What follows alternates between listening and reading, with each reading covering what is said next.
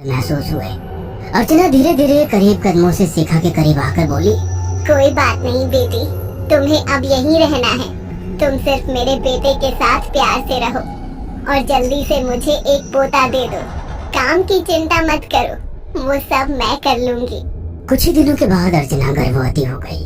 उसे हवेली में रहते हुए 6 महीने से ज्यादा वक्त हो चुका था और इन 6 महीनों में उसने नोट किया कि जब से वो गर्भवती हुई है उसकी सांस अचानक से आकर उसके पेट पर हाथ फेरने लगती और अजीब से अंदाज में उसके पेट को घोटने लगती। शिखा ने तंग आकर अर्जुन से कहा, अर्जुन, मुझे तुम्हारी माँ का बिहेवियर बड़ा अजीब लगता है। तुम्हारी माँ जब देखो मेरे पेट पर आकर हाथ फेरती रहती है। अरे माँ को अपने पोते के आने का बेसब्री से इंतजार है शिखा, इसमें अजीब लगने वाली क्या बात है?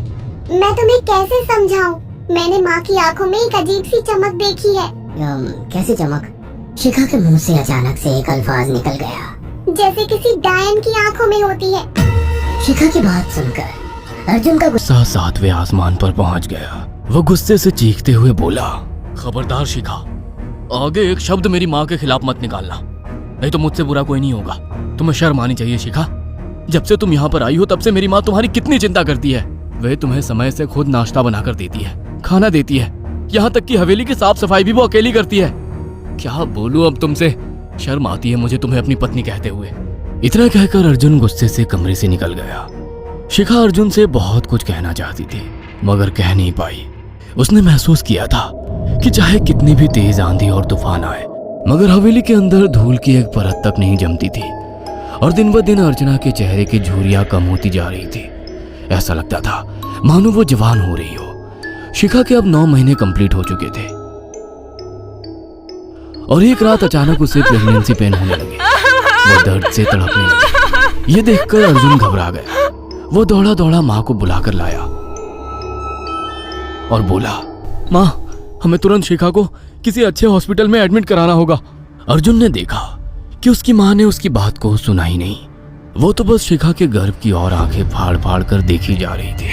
अर्जुन एक बार चिल्लाकर कहा, माँ, हमें शिखा को इसी वक्त हॉस्पिटल में एडमिट कराना होगा। नहीं, शिखा की डिलीवरी हॉस्पिटल में नहीं, इसी हवेली में होगी।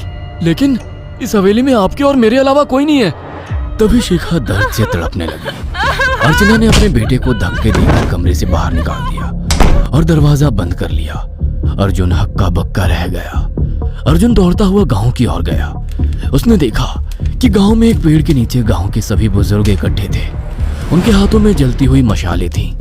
अर्जुन उनके पास पहुंच गया और बोला, मेरी मदद कीजिए, मेरी बीवी को प्रेगनेंसी दर्द हो रहे हैं। आप प्लीज किसी दाई को बुला लीजिए, जितना पैसा चाहिए देने को मैं तैयार हूँ। तभी उसके कानों में गांव के सरपंच की आवाज टकराई, बेवकूफ लड़के, तू अपनी बीवी को एक डायन के यहाँ पर मरने के लिए छोड़ आया। क्या कहना चाहते हैं आप? आप जानते हैं आप क्या कह रहे हैं? वही जो तू सुन रहा है। तेरी माँ एक डायन है। इन गांव वालों के हाथों में जो मशाले देख रहा है ना, हम तेरी ही हवेली में आग लगाने जा रहे थे। तेरी माँ ने इस गांव में ना जाने कितने नौजवानों को मार कर खाया है। तेरी माँ एक डायन है। लगता है आपका दिमाग खराब हो गया है। आप जानते भी हैं मैं कौन हूँ? हाँ, मैं जानता हूँ। तू ठाकुर धीरेन्द्र प्रताप का बेटा है। तेरे पिता को शक हो गया था कि तेरी माँ एक डायन है, इसीलिए उन्होंने तुझे हमेशा उससे दूर रखा।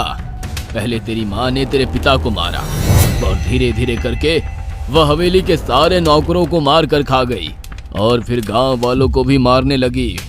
और अब तो तेरे होने वाले बच्चे को खाएगी, क्योंकि डायन को नवजात शिशु का मांस खाना बहुत पसंद होता है। अगर मेरी बात पर यकीन नहीं है तो चलकर मेरे साथ तो खुद अपनी आंखों से देख ले। इतना कहकर सरपंच अर्जुन को लेकर हवेली की ओर चल पड़ा। उसके पीछे कई लोग थे जो जलती मशाले पकड़े हुए थे। हवेली के अंदर घुसकर उन्होंने उस कमरे के दरवाजे को तोड़ दिया जहाँ पर शिखा थी। कमरे का मंजर देखकर अर्जुन के रोंगटे खड़े हो गए। उसने देखा कि उसकी माँ एक बेहद भयानक रूप में उसके बच्चे का मांस खा रही थी और उसकी पत्नी शिखा फर्श पर मरी हुई पड़ी थी और पूरा फर्श खून से लाल था। अर्जुन को अपनी आंखों पर यकीन नहीं आ रहा था कि तभी उसकी माँ उसके ऊपर झपटी। सरपंच ने चीखकर कहा, अरे इस डायन को आग लगा दो, जिंदा जला दो इसे और साथ ही साथ इस हवेली को भी। सभी लोगों ने जलती हुई मशालें डायन के ऊपर फेंक दी।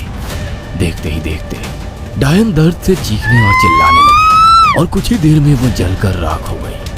हवेली में आग लगते ही सभी लोग अर्जुन को खींचकर बाहर ले आए। अगले दिन अर्जुन अपनी पत्नी की यादें साथ लेकर आंखों में आंसू लिए दोबारा लंदन वापस चला गया।